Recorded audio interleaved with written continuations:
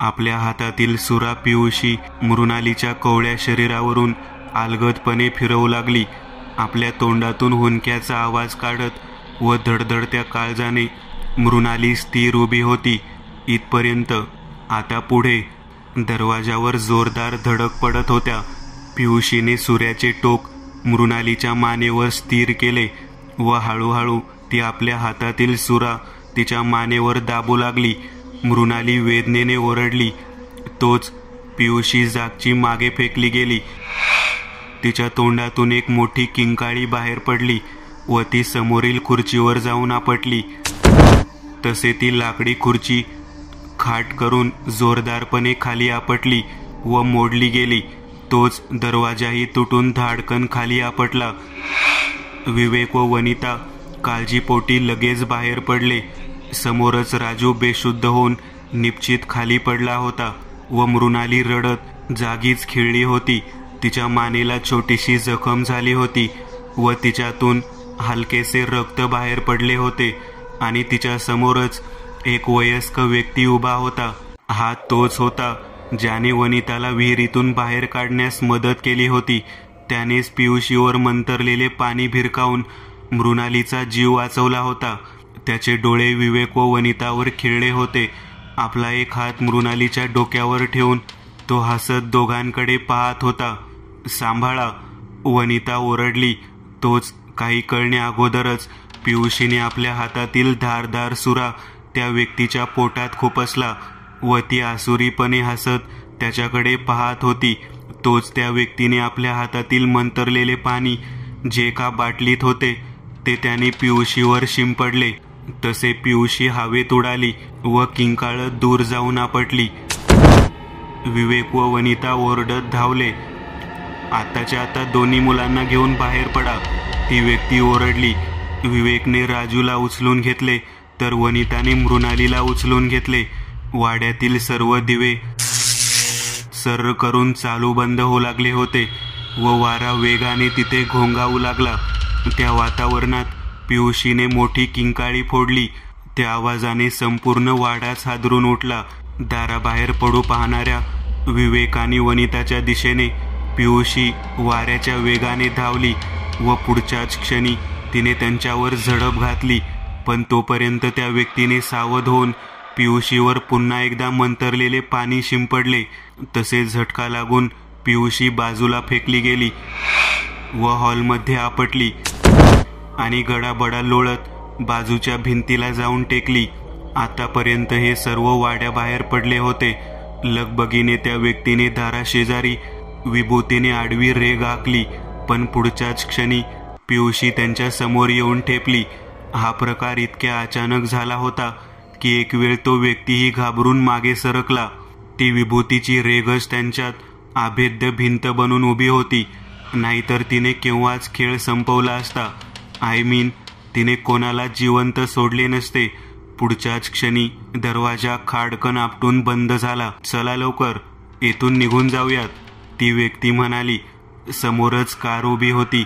योगायोग की नशीब समजा, पण आज दुपारी वनिता विहिरीत पडली होती व तिचे ओरडणे ऐकून कारची किल्ली तशीच गाडीतच सोडून विवेकने तिकडे धाव घेतली होती. हवा खूपच वेगात घोंगावत होती व वाड्यात काळजाला कापरे भरणारे ओरडणे घुमले होते. तसेच वस्तूंची आदळआपटही ऐकू येत होती. विवेकने आपल्या थरथरत्या हाताने कार सुरू केली.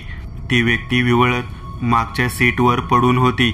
आपल्याला खूप मोठी जखम झाली आहे तरी थोडे सहन करा, आपण काहीच वेळात दवाखान्यात पोहोचू, विवेक म्हणाला. माझी काळजी करू नका, तर आपल्या मुलीची करा, जी त्या दुष्टेच्या तावडीत अडकलेली आहे, ती व्यक्ती कणत म्हणाली व पुढे सांगू लागली. शालिनी नाव होते तिचे.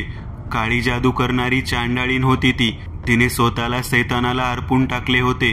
त्याची निशाणी म्हणून तिने आपले केस काढून टाकले होते. ती गावातील लोकांना जादूटोना व काळी जादू करून मारून टाकायची. या पलीकडे की ती दुष्ट आपली मुळे पसरविणार. गावातील लोकांनीच तिला मारून फेकून दिले. मागेच वाड्यात एक कुटुंब राहायला आले होते. त्यांच्यावरती काळ बनून उठली होती. त्यांच्या दोन्ही मुलांना तिने मारून टाकले. मीच तिच्या आत्म्याला त्या खोलीत बंद केले होते आणि कितीतरी वर्षांनी तुम्ही इथे राहायला आलात, पण तुम्ही त्या बंद खोलीचा दरवाजा उघडून मोठी चूक केली. त्याच रात्री तिने तुमच्या लहान मुलीवर जीवघेणा वार केला होता. तेव्हा मीच खिडकी शेजारी उभा होतो व ती मुक्त झाली आहे म्हणून दिवस रात्र या घरावर लक्ष ठेवून होतो. आता मी वाचणे शक्य नाही आणि जरी वाचलो तरी तिचा सामना करण्यास असमर्थ आहे. आपली जखम दाबत विवळत व कणत ती व्यक्ती म्हणाली. तसे विवेक आणि वनिताच्या चेहऱ्यावर काळजीचे भाव उभे राहिले. घाबरू नका, मी नाही तर कोणीतरी असा आहे जो तुम्हाला या संकटातून वाचवू शकतो, ती व्यक्ती म्हणाली. कोण? वनिताने विचारले. तेवढ्यात गाडी दवाखान्यासमोर येऊन गच करून थांबली. आपली झोप झाली नाही वाटते, त्याच्या गालावरून हळुवारपणे हात फिरवत ती म्हणाली. तसे त्याच्या गालावर खळी उमटली. रोज तूच मला जागवत जा का? कारण तुझा आवाज कोकिळेपेक्षा मंजूळ आणि तुझा स्पर्श कापसापेक्षा मऊ आहे, तो म्हणाला. आणि तरीही तुम्ही उठणार नाही, अंथरुणातच पडून राहणार, ती हसत म्हणाली. तसा तोही हसला. रुद्र, रुद्र, तुझा पुतण्या ऐकत नाही बघ. नितेशचा आवाज दोघांच्याही कानावर पडला. तसा रुद्र गडबडून उठला व लगेच खोली बाहेर धावला. दक्षाही त्याच्या मागोमाग बाहेर पडली. अरे काय झाले माझ्या राजाला? रुद्र धावत खोलीत शिरला. बघ ना रुद्र, आमच्याने शांत राहवत नाही, तुझीच सवय झाली आहे त्याला, नितेश म्हणाला. रुद्रने लगेच लहान मुलाला आपल्या जवळ घेतले. तसे मुलाने रडणे बंद केले. एखादा चमत्कार व्हावा तसे सगळे काका पुतण्याच्या जोडीकडे पाहू लागले. आता हा तुला सोडणार नाही रुद्र, तू आधी आवरून घे, मी सांभाळते त्याला, दक्षा म्हणाली. वहिनी, हे खरंच आमचे मूल आहे की तुमचे? प्रश्नच पडतो, नितेश म्हणाला. तसे सगळे हसले. दुपारचे जेवण संपवून सगळे मुलाला हॉलमध्ये खेळवत बसले होते. तोच दारावरची बेल वाजली. तसे सगळ्यांच्या चेहऱ्यावर प्रश्न उभा राहिला. रुद्र, मी बघतो, म्हणत नितेश उठला व दरवाजा उघडायला निघून गेला. नितेशने वेळ न दवडता दरवाजा उघडला. दारात एक व्यक्ती उभी होती. रुद्र इथेच राहतात काय? त्या व्यक्तीने प्रश्न केला. होय, नितेश उद्गारला. या आत या, नितेशने त्याला आत घेतले. रुद्र लहान मुलाला आपल्या जवळ बाळगून तेथेच सोफ्यावर येऊन बसला. आपली ओळख काय व आपली समस्या काय? नितेशने विचारले. मी विवेक थोरात. आम्ही काहीच महिन्यांपूर्वी कुजळ ह्या गावी राहायला गेलो होतो. सोबत माझी बायको वनिता, जी तेथीलच गावात शिक्षिका आहे, व माझी 3 मुले, ज्यात पियुषी सोडली तर दोघेही अजून लहानच आहेत. घरात एक बंद खोली होती जी आम्ही उघडण्याचं कष्ट आधी घेतलं नाही, पण एके दिवशी माझ्या बायकोने कुलूप तोडून ती खोली उघडली व तेव्हाच माझा मुलगा जिन्यावरून पडला. व त्याच रात्री माझ्या लहान मुलीवर, मृणालीवर तिने जीवघेणा हल्ला केला. इथपर्यंत तर आम्हाला काहीच समजले नाही. वनिता विहिरीत कशी पडली हेही मी तिला विचारले नाही. पण काल रात्री इतका भयानक प्रसंग घडला की ते बाबाजी मदतीला आले नसते तर माझी मुले सोडा, आम्ही पण जिवंत राहिलो नसतो. कृपया आमच्यावर दया करा, आमच्या मुलीला वाचवा, ती त्या वाईट शक्तीच्या कचाट्यात अडकून पडली आहे. मी लगेच आलो जेव्हा त्या बाबाजीने आपले नाव सांगितले. काल रात्रीच मी थेट हे गाव शोधत व आपल्याला विचारत येथे येऊन पोहोचलो आहे. अन्नाचा कणही मी घेतला नाही. झोप तर माझ्या डोळ्यावरूनच उडालेली आहे. मोठी आशा घेऊन मी इथे आलोय. कृपया माझ्या मुलीला वाचवा.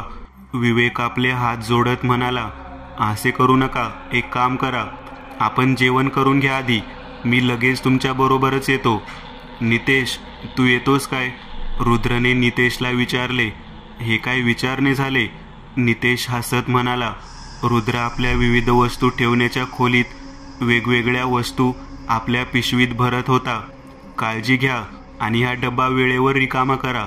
आणि भाऊजी आहेतच तरी जास्ती रिस्क घेऊ नका आणि लवकर या व वेळोवेळी फोन करत राहा. दक्षा एकावर एक बोलत सुटली होती. किती काळजी करतेस तू माझी? रुद्र हसत तिच्याकडे पाहत म्हणाला. तिच्या डोळ्यातील पाणी काही लपत नव्हते. लग्नानंतर पहिल्यांदाच कुठेतरी दूर जातात. तेही आपल्या जीवघेण्या कामावर. मग काळजी लागूनच राहील ना. आता मात्र दक्षाचे अश्रू अनावर झाले होते.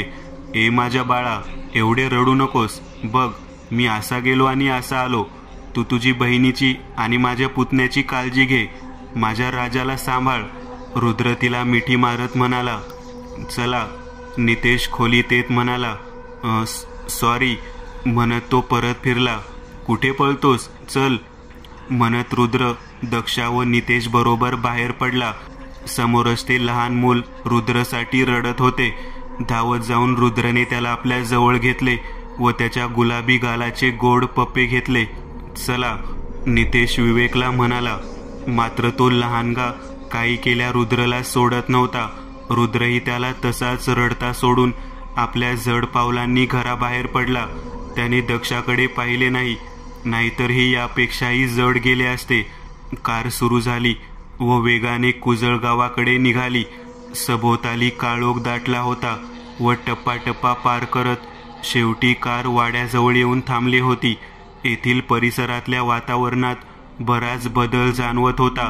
हवेने बराच वेग घेतला होता व पालापाचोळा त्याबरोबर उडून वाड्याच्या दिशेने घोंगावत जात होता. ओट्यावरील पाळणा विनाकारण करकर करत होता. तिथेच बराच पालापाचोळा साचला होता. रुद्र, आता काय करायचे? धडधडत्या छातीने नितेशने रुद्रला विचारले. आपली नजर त्या भयानक वाड्यावरून फिरवत रुद्र म्हणाला, तिची भेट घ्यावी लागेल. तसे दोघांनी आपली पावले वाड्याच्या दिशेने उचलली. वारा सोडला तर प्रत्येक गोष्ट एकदम शांत होती. आजूबाजूची झाडे मात्र आता मोडून पडतील एवढ्या गतीने डोलत सुटली होती. दोघांनी पोर्चमध्ये प्रवेश केला. एवढा वारा असूनही दरवाजा शेजारी आखलेली विभूती ठामपणे स्थिर होती. मला तो बाबाजी साधा वाटत नाही रुद्र. बघ, त्याने विभूतीने रेघ ओढलीये, नितेश म्हणाला. मग तर आपल्याला खूपच सावधान असायला हवे. मात्र आतमध्ये प्रवेश करण्यावाचून पर्याय नाही, रुद्र म्हणाला व त्याने दरवाजाला स्पर्श केला व हळूच ढकलला. तसा दरवाजा कर्र आवाज करत हळूच उघडला. आपले डोळे विस्फारून विवेक त्या दोघांकडे दुरूनच पाहत उभा होता. आतमध्ये उजेडाचा लवलेशही नव्हता, फक्त काळोख आणि भयान शांतता. वरचे झुमर मात्र विचित्र कर्कश आवाज करत डोलत होता. आपल्या पिशवीतून मेणबत्ती काढून रुद्रने ती पेटवली व नितेशकडे दिली. हलकासा पिवळा प्रकाश तिथे पसरला होता. हॉलमधील बरेच सामान अस्ताव्यस्त पडलेले होते. कोणीतरी आपटून फेकून त्या सर्वांची नासधूस केली होती. नितेश हळूच पुढे सरकला. तोच त्याचा पाय कशाला तरी लागला. तसा खळ आवाज झाला. नितेशने दचकून पाहिले. तोच त्याच्या मणक्यातून शिरशिरी निघून गेली. तो घाबरून मागे सरकला. रुद्र, हे काय आहे? समोरील रक्ताळलेल्या सूर्याकडे बोट उचलत नितेश म्हणाला. तोच एक काळजाचे ठोके चुकवणारा धाड असा मोठा आवाज झाला. तसे दोघांनी दचकून मागे पाहिले. वाड्याचा मुख्य प्रवेशद्वार आपटून बंद झाला होता. तिला समजले आहे की आपण इथे आलेलो आहोत व ती आता आपल्याला इजा पोहोचवण्याचा प्रयत्न करेल. पण तिचा सामना आपण तेव्हाच करू शकतो जेव्हा ती आपल्या समोर येईल, म्हणत रुद्रने काहीच अंतरावरील मोकळ्या जागेत विभूतीने एक रिंगण आखले व नितेशला त्यात उभे राहण्याचा इशारा केला. रुद्र स्वतः भिंतीजवळ गेला. अगदी भिंतीला पाठ घासून तो पद्मासन घालून बसला. आपले हात तोंडाजवळ नेत त्याने विशिष्ट मंत्राचा जाप करणे सुरू केले. 1, 2 काहीच वेळात एक वलय हवेत उठला. त्या थरथरणाऱ्या तरंगा संपूर्ण वाड्यात पसरू लागल्या. ती शक्तिशाली ऊर्जा आता त्या दुष्ट शक्तीला असह्य झाली होती. तिने एकच मोठी किंकाळी फोडली. हॉलमधील सर्व वस्तू थरथरत सुटल्या होत्या. दारे व खिडक्या खटाखट आपटत होत्या, कारण 2 शक्तीत संघर्ष झाला होता. रुद्रपासून निघालेली दिव्य ऊर्जा व त्या दुष्टेची दुष्ट शक्ती यामुळे तेथील वातावरण बदलून गेले होते. ह्या सर्वांचा रुद्रवरही परिणाम होत होता. त्याचे संपूर्ण शरीर थरथरत सुटले होते. मागे जर भिंतीचा आधार नसता तर रुद्र केव्हाच खाली कोसळला असता. पुढच्याच क्षणी जिन्यावरून काहीतरी धडपडत खाली हॉलमध्ये येऊन पडले. ती पियुषी होती. ती तिथेच थरथरत पडली होती. ती आता खूपच भयानक दिसत होती. तिने आपले सगळे केस कापून टाकले होते. तिच्या तोंडावर हळदी कुंकू माखलेले होते. तिचे संपूर्ण शरीर पांढरे शुभ्र पडले होते. जागोजागी अनेक जखमा झालेल्या होत्या. त्या दुष्टने पियुषीला अनेक कष्ट दिले होते. तिची थरथरणारी जळजळीत बुबळे रुद्रवर खिळली होती. रुद्रनेही आपले डोळे उघडले. पियुषीने आपली नजर रुद्रवर खिळवली होती. रुद्रही एक वेळ शहारून गेला. पुढच्याच क्षणी पियुषीच्या तोंडावर एक आसुरी हास्य पसरले व तिच्या तोंडातून लाल रक्त खाली गळले. रुद्रने लगेच लाल दोरा काढला, पण तो काही करणार. तोच त्याच्या हातावर काहीतरी आवळले. ते त्या अंधारातील हलक्याशा प्रकाशात चमकत होते. ते काळे केस होते. पुढच्याच क्षणी रुद्रला जोराचा हिसका बसला व तो दानकन खाली आपटला. तसेच केस रुद्रच्या पायावरही आवळले होते व ते रुद्रला हॉलमध्ये फरफटत होते. नितेश लगेच रुद्रच्या दिशेने धावला व त्याने रुद्रला पकडले. आता कुठे रुद्रला श्वास घेण्याची वेळ भेटली होती. त्याच्या गळ्यातील पिशवी अगदी निसटता राहिली होती. रुद्रने आपला एक हात पिशवीत टाकला व तो काहीतरी चाळू लागला. तोच नितेशच्या पाठीत पियुषीने दानकन लाथ आणली. तसा नितेश बाजूला जाऊन पडला व खाली पडलेला रुद्र ओढला गेला व त्याच्या गळ्यातील पिशवी निसटून तिथेच राहिली. ते केस रुद्रला ओढत मागच्या दाराकडे घेऊन जात होते, पण इतक्या वेळापर्यंत रुद्रने पिशवीत हात टाकून विभूती काढून घेतली होती. पिशवी जरूर निसटून पडली होती, पण विभूती रुद्रच्या मुठीत होती व पुढच्याच क्षणी रुद्रने ती विभूती पायाला विळखा घालून असणाऱ्या केसांवर भिरकावली. तशा ठिणग्या उडाल्या व केस चवताळलेल्या सापाप्रमाणे रुद्रच्या पायावरून निसटले व बाजूला जाऊन त्यांनी पेट घेतला. रुद्र स्वतःला सावरत होता न तोच पियुषीने नितेशला उचलून बाजूला भिरकावून दिले व ती रुद्रकडे फिरली. रुद्रला निहत्ता पाहून तिच्या तोंडावर क्रूर हास्य पसरले. तिने धाड आनंदाने आपली पावले खाली आपटली व आपला हात पुढे केला. तसा तो सुकलेले रक्त माखलेला सुरा तिच्या हातात येऊन स्थिरावला. पुढच्याच क्षणी खी हसत ती रुद्रच्या दिशेने धावली. एकाच वारात रुद्रच्या पोटातील आतडे बाहेर काढण्याचा तिचा उद्देश होता. ती रुद्रच्या अगदी जवळ पोहोचली, पण तेवढ्यात रुद्रने आपल्या खिशातील पांढरी शुभ्र खड्याच्या आकाराची मंतरलेली विभूतीची गोळी काढली व तिचा चुरा करून त्याने ती तिच्यावर भिरकावली. तसा फाट असा मोठा आवाज झाला व वीज चमकावी तसा वाईट शक्तीला असह्य असा दिव्य प्रकाश निर्माण झाला. पुढच्याच क्षणी किंकाळ्या फोडत पियुषी हवेत उडाली. धापकन काही पावले मागे जाऊन आपटली. तोपर्यंत रुद्रने आपल्या पिशवीकडे धाव घेतली. तिच्यातून लागलीच लाल दोरा त्याने काढला व तो मागे फिरतो न फिरतो तोच वाघाप्रमाणे पियुषीने रुद्रवर झपट्टा मारला. एक कोलांटी खाऊन दोघेही बाजूला पडले. पियुषीच्या हातात तो सुरा चमकत होता, पण कसा तरीच रुद्रने तिचा हात पकडून ठेवला होता.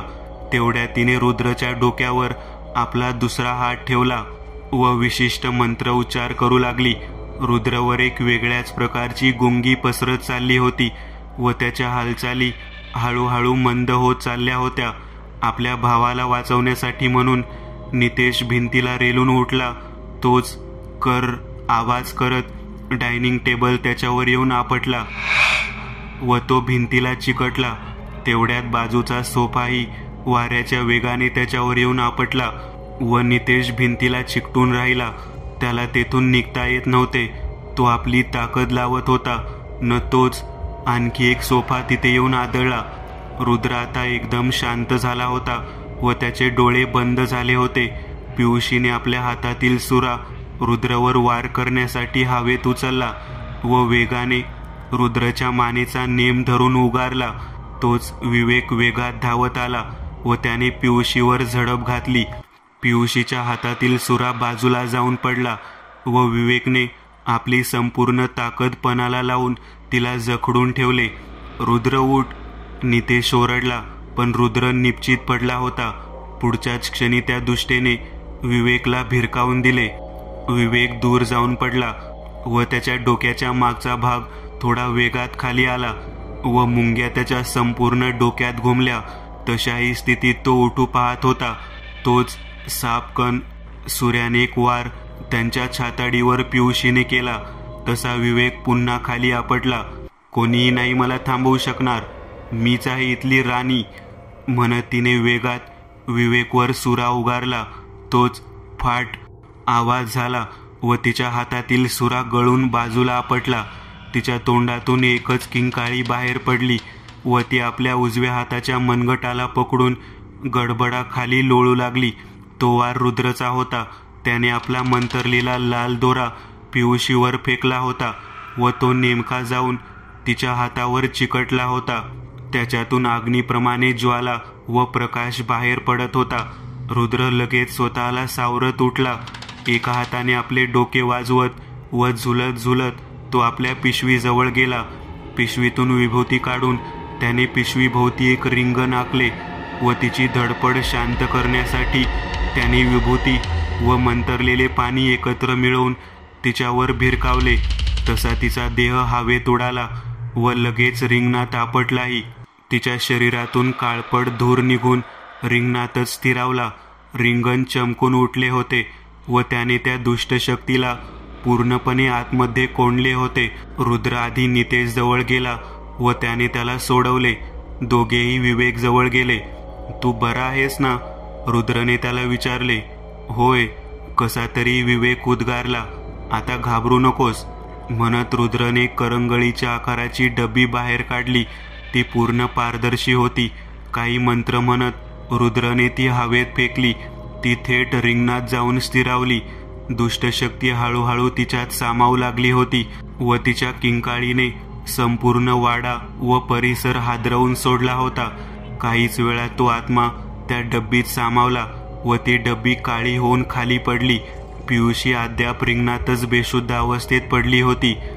चला, तुम्हा दोघांना उपचाराची गरज आहे, आपण दवाखान्यात जाऊया नितेश म्हणाला. त्यामुळे मला ओळखणाऱ्या त्या बाबाजीचीही भेट होईल, रुद्र म्हणाला. ते तिघे दवाखान्यात होते. विवेकची जखम टाके घालून बांधण्यात आली होती व पियुषीला सलाईन चढवली गेली होती. ते बाबाजी कुठे आहेत? चला दाखवतो, विवेक म्हणाला व त्यांनी आपली पावले उचलली. एका बेडवरती वयस्क व्यक्ती आराम करत पडली होती. बाबाजी, रुद्र तुम्हाला भेटायला आले, विवेक म्हणाला. तसे त्या व्यक्तीने आपले डोळे उघडले. तिच्या चेहऱ्यावर एक वेगळाच आनंद पसरला. रुद्रही हसत त्यांच्याकडे पाहत होता. विश्वनाथजी, आपण तरी, मी गेस केले होते. शेवटी आपल्याशिवाय ह्या गावात मला भेटेल तरी कोण? नितेश, तू ओळखले नसशील ह्यांना, हे आपल्या बाबांचे मित्र होते, रुद्र म्हणाला व त्याने वाकून त्यांना नमस्कार केले. रुद्र, किती मोठा झालास रे तू. नक्कीच तू त्या दुष्ट शक्तीचा छडा लावला असशील. शेवटी भैरवनाथांचा मुलगा आहेस तू, विश्वनाथ हसत म्हणाले. इथे रुद्र आपला निरोप घेत आहे, पण पुन्हा येईल तो नव्या थरारासोबत.